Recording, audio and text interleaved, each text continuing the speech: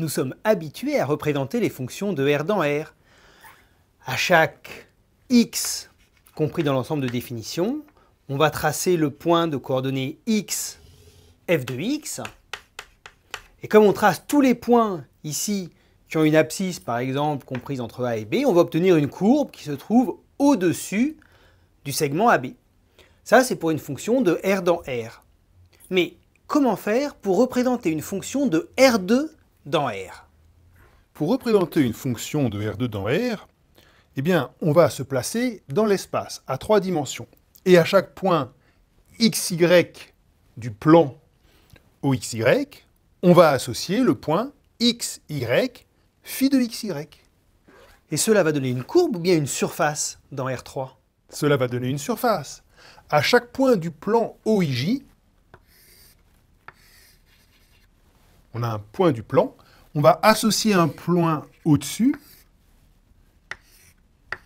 tel que la hauteur que l'on a ici, ce soit égale à phi de xy.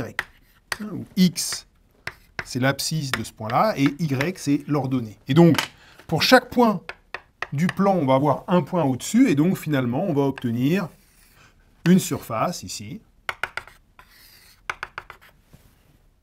On pourrait peut-être utiliser un ordinateur pour tracer un peu mieux cette surface. Vous avez tout à fait raison.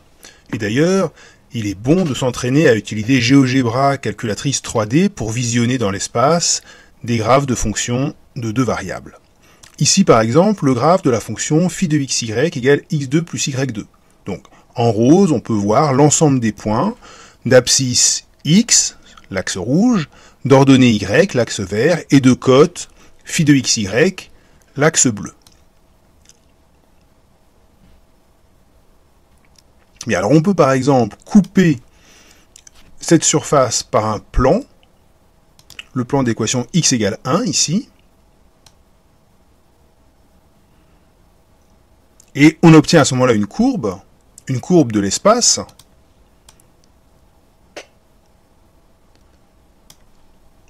et alors, à votre avis, qu'est-ce que c'est comme courbe? Eh bien, oui, vous avez raison, c'est une parabole.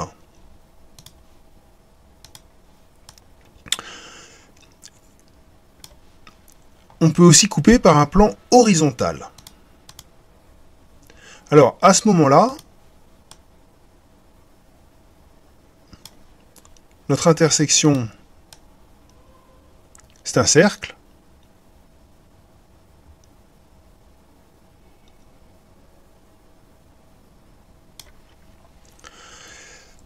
On peut aussi chercher un plan qui approxime la surface, un plan tangent à la surface.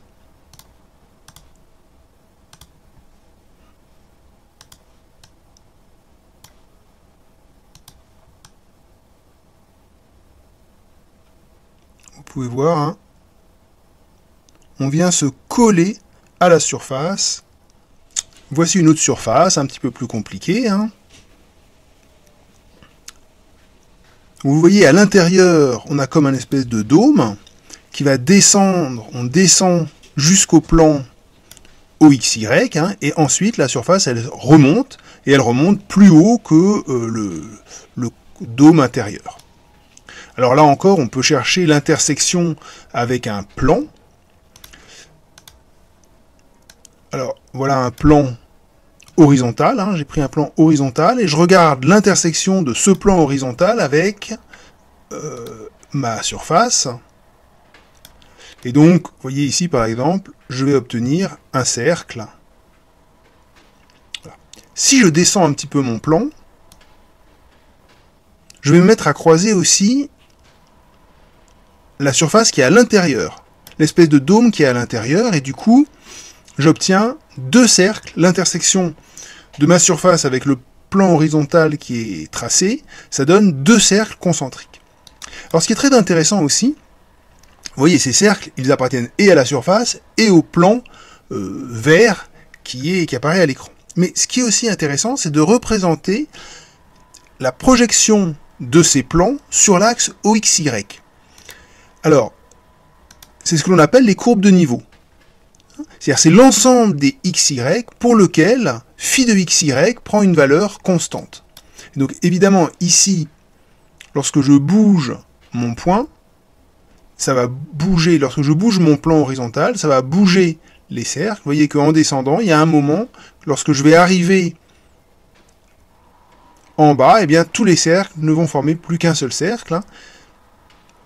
Et si je repars, on a les deux cercles donc ici qui ne sont pas des courbes de niveau, qui sont l'intersection de la surface avec le plan horizontal, et puis en bas, les deux courbes de niveau